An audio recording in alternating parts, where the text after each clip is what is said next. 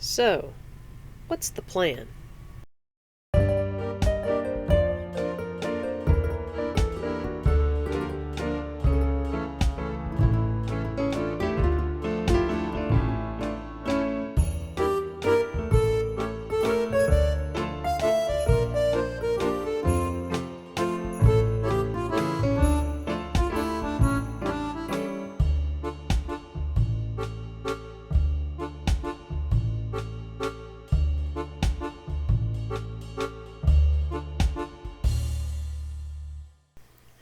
Alright, at the end of day 4, here I've got this snapshot.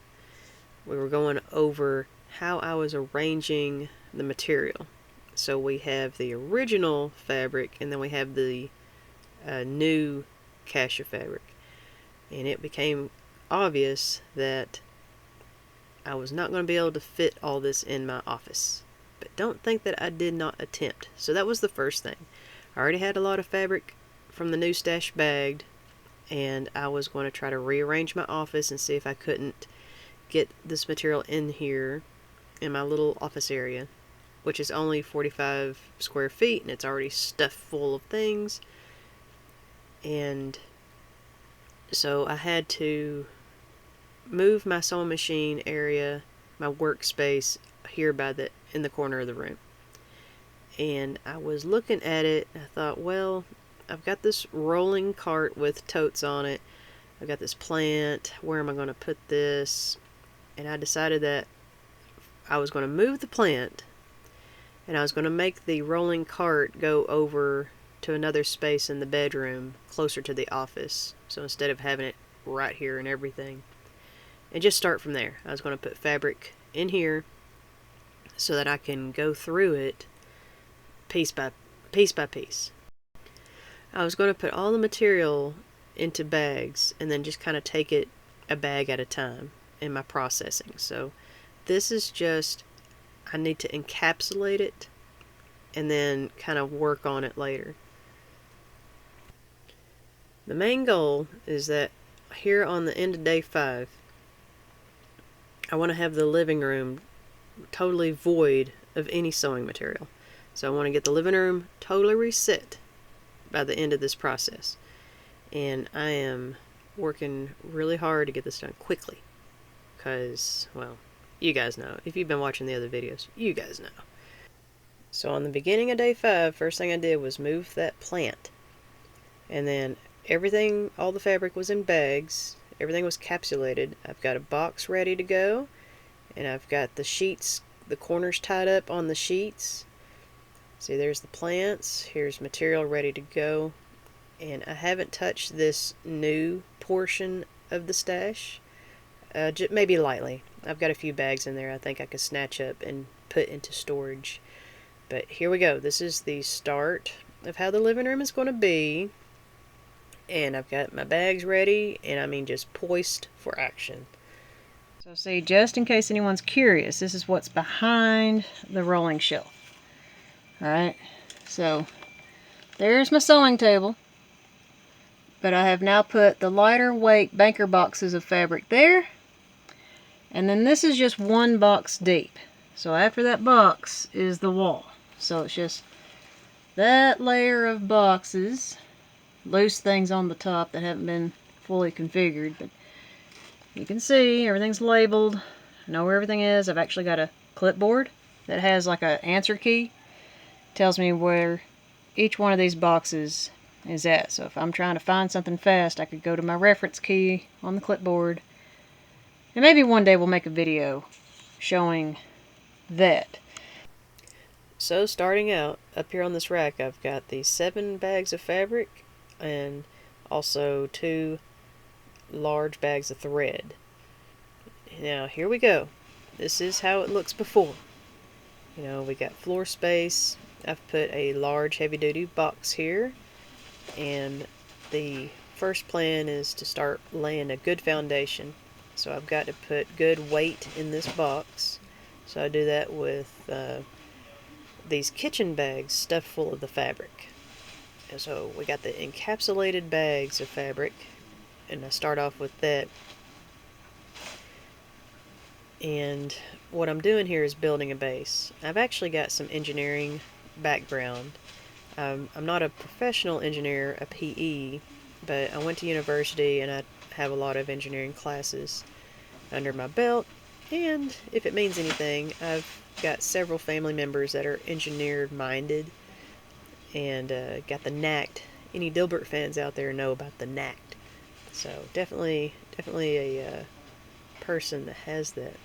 So I've got my base, and then I grabbed the large sheets with the corners tied up because I didn't want to waste all my kitchen bags on this fabric. I think I was running low that day, so just tied the corners, put them on there, and both sheets are put up here. Kind of looks like a snowman, doesn't it?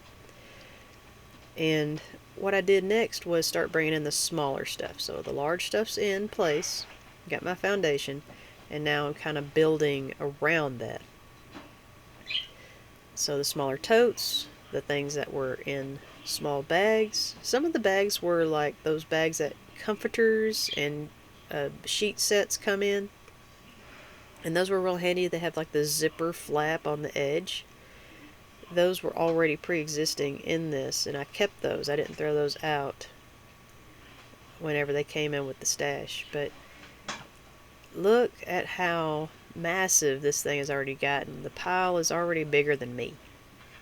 And I don't mean by weight. So this thing is taller than I am. I got my fabric panels, the big pieces of fabric panels in the basket on the top. And I've got my Ziploc bags where I was trying to do a rough sort. But what I'm really proud of is the result. This is it. I've got all the pieces in this area. I've got space to work. And I'm not sure where to go here. I'm going to have to make another plan of attack on how I'm going to get this stash taken care of. But let me show you the living room. Oh my goodness. Ta-da! Oh, my husband will be so happy. And I even swept the floor. I didn't mop. But, so here we have the living room. I have not gotten to this portion of the hallway, but at least, it's functioning. Here's my plants, their new location. And you can see on the bed where I've been trying to sort it. So I'm going to get to that. Don't worry, I'm going to get to that. Here's the rolling cart over to the right. And this is what the stash looks like here, behind my little work area. Phew! First off, let me just tell you that I am wore out. This was 5 days of heavy focus and planning and strategizing on just how to manage this windfall. So day 6 gonna be light duty. In fact, I'm probably going to take a couple of days off just so I can kind of think on what my next step is. But it's like when you build a house and you really gun it to get everything in the dry because you're racing against time on the weather and the rain. You got to protect everything that you've done so far, so you got to hurry to get to the point where you get the roof on. So I kind of feel like I've reached that initial stage. I've got a roof on my structure, and the next part of that structure building is going to be getting the stuff out of the hallway. So getting the living room cleared out has reset my grace period. And, that out of sight, out of mind, the habitat has been restored, mission accomplished. So give me a few days to think just how I'm going to get this stuff now dissected and started. But don't worry, I've got some projects already that had been started before this started. And in my mind, I'm thinking, okay, I cannot procrastinate on the projects that are already online, already in process. And I don't mean like all the projects that I've ever had in process. I have some of those, and I've heard how other people, it's just normal to have projects in process and stuff that's not finished. and you kind of shelf that so that you can start another project or get a project done that's like a short duration project. And I guess that's where I've got to now think of the time management of this.